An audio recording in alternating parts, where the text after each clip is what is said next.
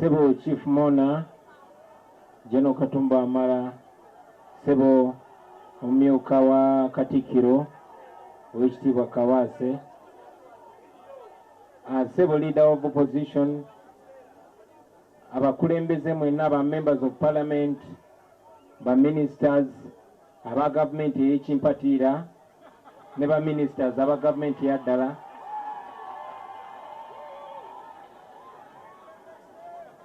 Family y'omugenzi kati Kato Lubwama naddala Mama Ann, ba artist bannange mwenna, ba artist abato, ba artist abakulu, ba artist abakadde, ba artist abapya, bakungubazi bannaffe mwenna, abantu ba wano Enkozi kitalo nnyo. Kyakitiibwa okwogerako gye muli abantu b'Enkozi, nze banzalira wano Nkozi mu ddwaliro. Baganda bange manyi nti n'obudde bugenze nnyo, ate leero si lunaku lwa kwogera. As a matter of fact, saategese bigambo bingi bya kwogera olwaleero, naye tuwerekera muganda waffe Kato Lubwama bwempereddwa omukisa n'ekitiibwa okubako bye njogera. Kato Lubwama nga nze nja kumwogerako mu ngeri ssatu. The man, Kato Lubwama the man, Kato Lubwama the leader or the politician, and Kato Lubwama the artist. Abasinga obungi kuffe tuconnectinga ne Kato Lubwama mu ngeri ezo ssatu. Kato Lubwama ye ng'omuntu obutafaananako ne bannaffe abakyusa ebigambo kubanga tuzika omuntu. Ze personally tabadde kyali wange nnyo, naye nga wa muwendo eri families ze tubeeramu nze naye, family y'aba artist ne family y'abakulembeze. Obubaka bwange obwa Kato Lubwama ng'omuntu nabuderivalinga eri family ye benakyalayo okubakubagiza, era nja buddamu leero bubaka bwa kusaasira nga buva eri nze n'ab'enju yange wamu n'ekibiina kyenkulembera. Tunyula wamu nammwe tubasaasira, era bwe tuli Baganda tuyimirira wamu mu buseera obwakazigizigi nga buno. Era okufaananako n'abantu abalala bangi badde bakyogerako. Kato Lubwama ye abadde uniquely controversial, nti nammwe abali wano bangi nnyo kizibu okusanga Kato Lubwama gw'ataavumako. Abamu yabavuma nnyo, abamu mpola mpola, abamu direct, abamu indirectly. Naye nga basinga obungi wezambaali Kato Lubwama yakuvumako, gwe abe mukibi ya Kato Lubwama yakuvumako, gwe bajjo in fact yakubamu ne kumpi gwe bajjo. Kato Lubwama buli omu yamuyisaamu eggaali, olaba ne Katikkiro yamuyisaamu eggaali. Kati oyo Kato Lubwama. Era Lord Mayor abadde ayogera wano, ayogedde ku lunaku lwe twamukyalira. Kato Lubwama ne bw'aba aweddeyo ng'era alina okuleeteramu kezalawo, naye nga yewaffe feba artist, I would say this is an artist thing you wouldn't understand very easily. Okumu understanding kibadde kikwetagisa nawe okubeera ng'oli ku frequency eyo nga artist. So tumusibula muganda waffe nga tumuwa ekitiibwa, era muganda wange Kato Lubwama nga bwe nakyogerewo ne kati nkyogera nti nze ogenze ndikkiriya naawe 5 nga sina mbwa. Era nkakasa bwe tuneegwako mu party 2 tujja kuba nga tuli easy. Kato Lubwama the politician. Bannange ebiseera bingi nnyo Bannayuganda naddala Abafirika baatukuuma nga tuli wala okuva ku bintu ebimatalinga, era kyali kyetaagisa obwongo bw'ekika ekyawaggulu okulaba ebintu nga Kato Lubwama. Oyinza omulaba nti abadde comedian, oyinza omulaba nti abadde asaagasaaga nnyo, naye Kato Lubwama yatekinga a firm step n'ayingira mu bukulembeze. Ayinza okuba teyabitukolera byonna byonna, y'ensonga lwaki naffe abajja after him naffe twagendayo twongereze ku we yakoma. naye omuntu yenna bw'atekinga step n'agamba njagala genda wali we bateeseza oba agamba nange kaŋŋende mbikyankalanye nange kaŋŋende ndyeko oba kaŋŋende mbikyankalanye whichever way yatekinga step n'agendayo. Olw'abantu nga Ndawula Wowotto bangi temumumanyi yali actor ndowooza ye artist mu Uganda yasooka ogenda mu parliament. Kato Lubwama yali wakubiri. Nze ne bannanga balala twali bibala byabwe. Era nange bwe nagenda mu parliament nga bwe nze nga mbagamba nti nali njagala nnyo okuliyetinga Bakyagulanyi bangi. Kati olunaku lwa leero tulina ba Dr. Hildamani, tulina ba Geoffrey Lutaya, ate n'abalala bangi bajja. Naye Kato Lubwama tuyinza okuba twali tetukanya mu bintu bingi. Naye simujjukirangako nga Kato Lubwama mu bukulembeze bwe yawagirako okunyigiriza abantu. Simujjukirako Kato Lubwama kukeera ku makya n'awagira Nakyemalira. Sijjukirako Kato Lubwama kuwagira kuwamba bantu baffe. Kibadde kimukwatako nnyo ng'abaana ba Buganda bawambibwa ne batemulwa ne battibwa. Nga bawambibwa abo abawamba ensi yaffe, nga bayambibwako mwanattu bannaffe, bataata baffe, baganda baffe, bamaama baffe, betuwa ekitiibwa. Era nga bwe nze mbagamba baganda bange nti omuntu yenna bw'aba ayagala obbawamba, omuzungu bwe yajja wano okuwamba ettaka lyaffe n'otukolonizinga okumala emyaka egyawera 7 yakozesa abo betuwa ekitiibwa. Bwetuuka wano ani gwe bakkiririzaamu? Bw'ofuna gwe bakkiririzaamu ye n'omukkusa abalala ne b'obabonyabonya. Ekitundu kino kibonaabona kubanga baafuna abatono abo nga ekibakwatako lwe lubuto lwabwe si mutima gwabwe. Eno y'ensonga lwaki osobola okulaba omuntu gwe muwa ekitiibwa ng'ali mu mmwe bwe tuyita ab'ekitiibwa, naye ng'amazima amatuufu ekibaluma akimanyi nga gy'ayise baziisa abantu nga bawambibwa buwambibwa ne battibwa, ng'akimanyi nti ne gy'aziika oba gy'aziikibwa bali mu kusenda abantu baabwe ku ttaka lyabwe, naye n'atakyogerako. Kato Lubwama teyali bw'atyo, era singa bwe yali bw'atyo yandisaze n'adda ku sayidi enyigiriza, naye abadde ku sayidi y'abanyigirizibwa ebbanga lyonna. Olwawo tabadde wa NUP, era olumu nga nange nsomeramu nti nze naleeta akaana ka NUP akamugjayo mu parliament, naye ebadde emboozi yaffe y'abaluganda. Kato Lubwama has stood firm for the values of leadership. We respect you for that, my brother. Mu DP tewaliyo byakulya by'amaanyi, naye ne Mao ne bwe yatunda ekibiina Kato Lubwama teyagenda naye. So we need to respect him for that. Finally, Kato Lubwama, the artist. Awo nze Kato Lubwama tewa abadde asinga okunkwatirako ennyo, kuba otuconnectinga without a doubt. Oyo musajja Honorable Nsereko gwa jeyo ye Master Parrot. Twayimbanga ne Master Parrot oyo. Era twatambula okuva e Kamocha ne tugenda ku Bat Valley nga twagala kuwandiisa naffe mu Diamond Production ng'olwo ba Kato Lubwama ne Abe Mukibi bakozeyo bandi nga tuli bayimbi ne tuuka naye ne bagana otuwandiika. Naye waakiri kyali waffe Irene Namatovu bamuwandiika era ye naye joininga Diamonds, eyo no Lutaya gyamusanga era Lutaya nkyakubanja.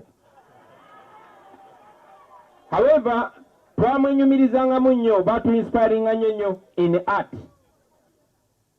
Abe Mukibi, Kato Lubwama bagenda ku department ya MDD e Makerere. Nzolede nali Makerere nga soma social sciences.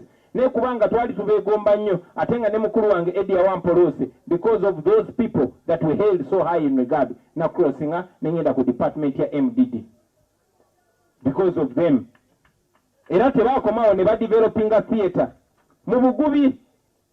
Mbadde wano ngera Honorable Mpuga bw'akyogeddeko nenda abasajja ba Museveni bajja bagamba nti eno y'embeera ya NRM esobozesa abantu okuzika. Kwegamba bakirabira nti n'okusobola okuzika abantu baffe baba batuyambe nnyo. Yeyo lebo gye batulabirako olaba tubakkiriza okuzika omuntu wammwe. Njagala okubajjukiza nti Kato Lubwama mu kutoba kwe, Kato Lubwama yazimba theatre eyasooka kukupa theatre eno wansi. ne bagimuwambako ne bagimenya nga bwe bakola Sembule. Kato Lubwama n'agenda n'azimba theatre endala eno waggulu nga kwoli Kampala Royal Theatre, era nayo bagimenya bumenya lwakola ki lwa mabanja ng'era ebyatuuka ku Sembule. Ekyo tekyatuuka ku basajja balaba bamuwa biliyoni ne biliyoni za ssente z'omuwa omusolo ng'era bwe bawadde biliyoni ne biliyoni abatali bannayuganda baroko naye Kato Lubwama yali teyeetaaga yadde miliyoni 5 bawamba theatre ye. Ebirooto ebyo byonna ne bikomaawo n'ebyaba artist abalala bonna ne bikomaawo. That is the government. Eno government mwe ba artist njagala nnyo olunaku lwa leero bino ebigambo byammwe ba artist. Buli munnabitone ali wano ndwawo okufuna omukisa okwogera nammwe. Ate abangi bwe njogera nammwe kubanga bakibateekamu kiri baagala nnyo batwawule temuwuliriza Bobi Wine n'abayimbi abasinga muti okunsemberera tebandaba ne Bobi Wine. Naye njagala olunaku lwa leero mwe ba artist bannange nga tusibula Kato Lubwama. Muwulira? Temunsudia musirike busirisi muwulirize. Ba artist olunaku lwa leero nga tusibula Kato Lubwama nsaba kye tuba tujja wano ekyomuwendo tuyige. Let us learn. Kyannaku nnyo nti batukuumye nga batusibya akatambala mu maaso. Naye njagala okubulya bw'ojjako akatambala ku maaso ojja kulaba ebintu bye tulowoozangako. So mwe ba artists nsaba mumanye, don't walk in darkness. Learn. Kiki njagala muyige? Njagala muyige omugaso gwammwe. Njagala muyige amaanyi gammwe. Njagala muyige ekyobugagga Katonda kye yabateeka mu ngalo. Mwe ba artists temwetaaga zi hand out. No. Abamu ba artist bwe twabuuka ne tumanya nti bino byonna industry eno okukyuka yeetaaga kye bayita political will. Singa abantu abatufuga baali baagala obulamu bukyuke tebeetaaga kola kintu kyonna, beetaaga kwagala bwagazi obulamu bwa art bukyuke. Obulamu gavumenti ebafuga bwe batayagala obulamu bwamwe bukyuke, amazima ga Katonda tebugenda kukyuka. Lwaki njogera bwe nti? Lwaki njogera mwe nti? Nze bwe nabuuka kyetantwala mu bukulembeze mwe ba artist mumanyi saali yala. Right? Mina yala man. No sir.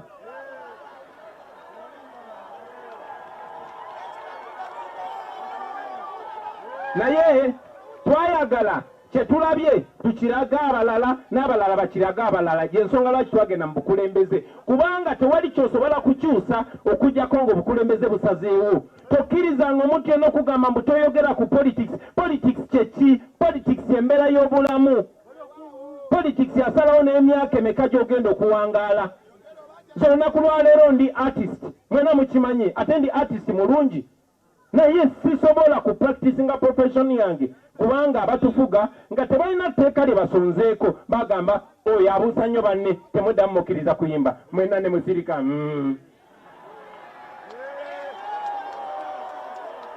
Ochegera?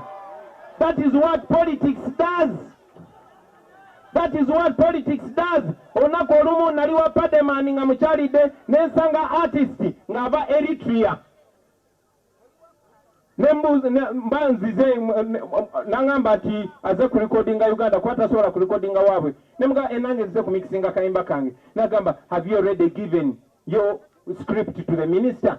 Nambuza nti byoyimba minister yabikiriza kubanga Eritrea basirika mpola mpola ne batekinga step emu after another paka bafuka baslave.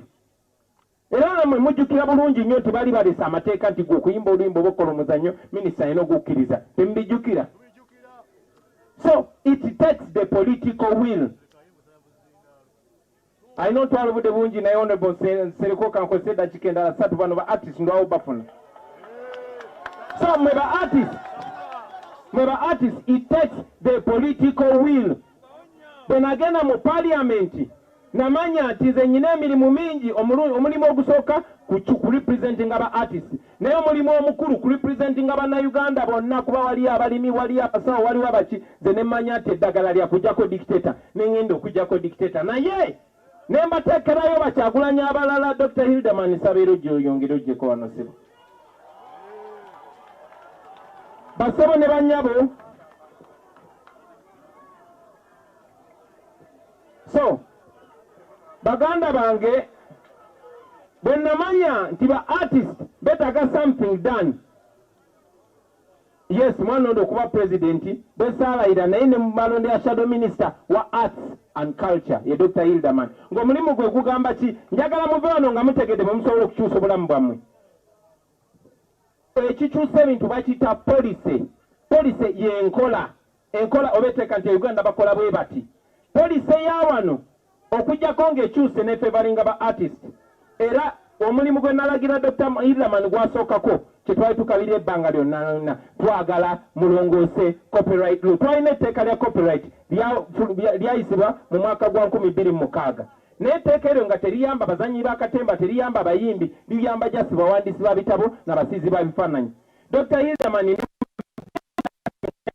si bonna mu drafting kye mwagala kibeere mu Uganda mu tteeka eryo bannange tulina abayivu bangi nnyo benjabagolo basaba mumuwulirize tulina muganda wange oyo John Segawa gwe artist atayagala kumpuliriza wuliriza John Segawa abimanyi tulina ba artist nga muzeeyi wange muzeeyi Ashraf Semogerere gwe atayagala kumpuliriza muwulirize basoma articles among you mwina Silver Kyagulanyi mwina muganda wange ono Bujingo oyo Buju twasoma naye Makerere so Silver Kyagulanyi kubanga he's an artist ate Silver Kyagulanyi nkakasa nti ye lawyer mu Uganda muno mwonna asinga oku understandinga copyright ne tusaba Silver Kyagulanyi abenchmarkinge oba tunulire etteeka lya music industry ya Nigeria n'akwata najjamu ebiyambi aba Nigeria okugaggawala n'abissa mu tteeka Hilderman lyabaga naye nga bamanyi gavumenti ya Museveni teyagala mugaggawale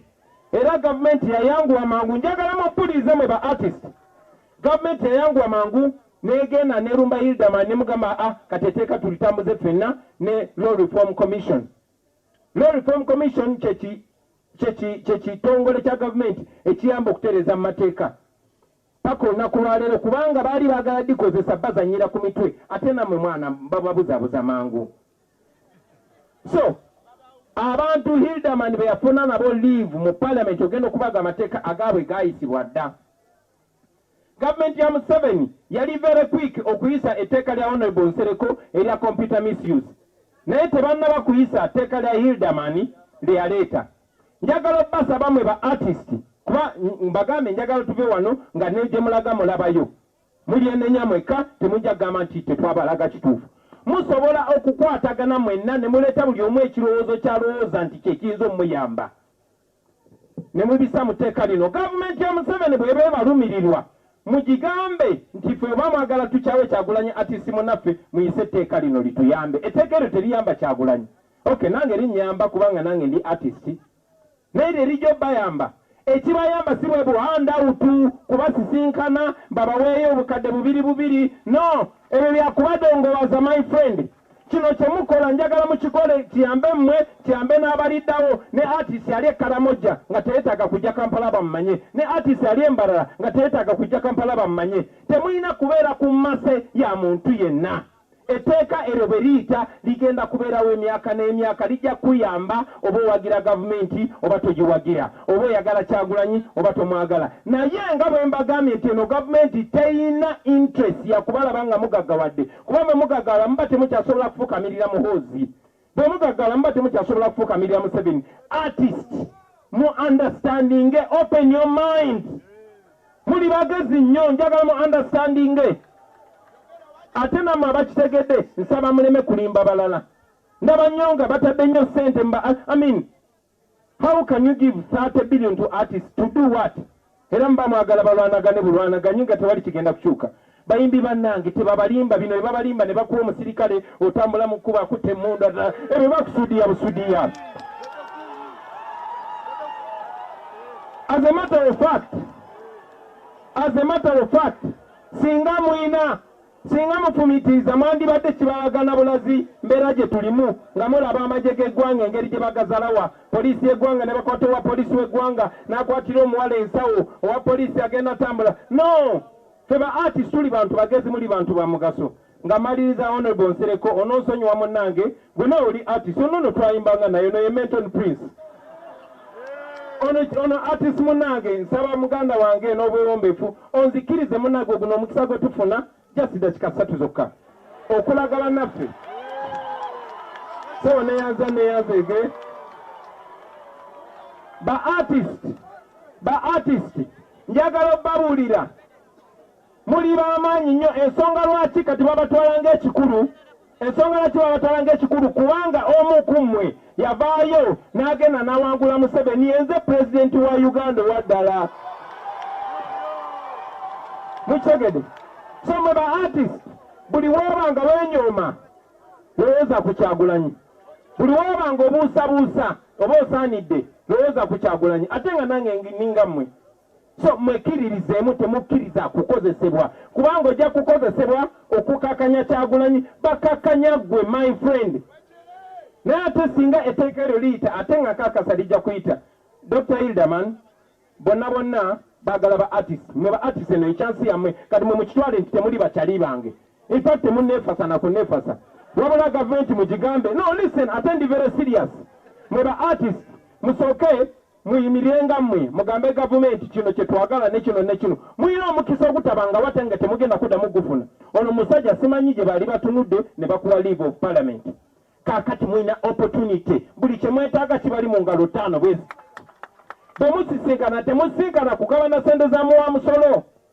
temwetaaga nabbanja temwetaaga jemuwezi mwetaaga mitwe gyammwe mwetaaga bannammwe muwuliziganye mukole enjawulo nga mmaliriza muganda wange kubanga enjuba egwa maama ne bato bange ne famire yonna mukkirize okusaasira kwaffe Kato twamufiiriddwa naye ligase gyagenda maaso ba artist mwena mubeere kwalaali mwebereremu but most importantly mwetegerere tewali agenda bategerera you are your own future nobody is coming to save you but yourself kino kyekiseera mupushinge lino etteeka lya Hilderman njagala lyeriba libayamba okumanya oba eno gavumenti ebafaako oba tebafaako temwetaaga biliyoni za muwa musolo bantu bakyayira bwerere mukwatagane mugende mu paliamenti NRM yesinga ba MP abangi bwe banayise etteeka eryo nga bwe mwagala nga mumanya Museveni abwagala naye bwe bataliise nga bwe mwagala mulimbuulira. Salamu alaikum warahmatullahi wabarakatuh.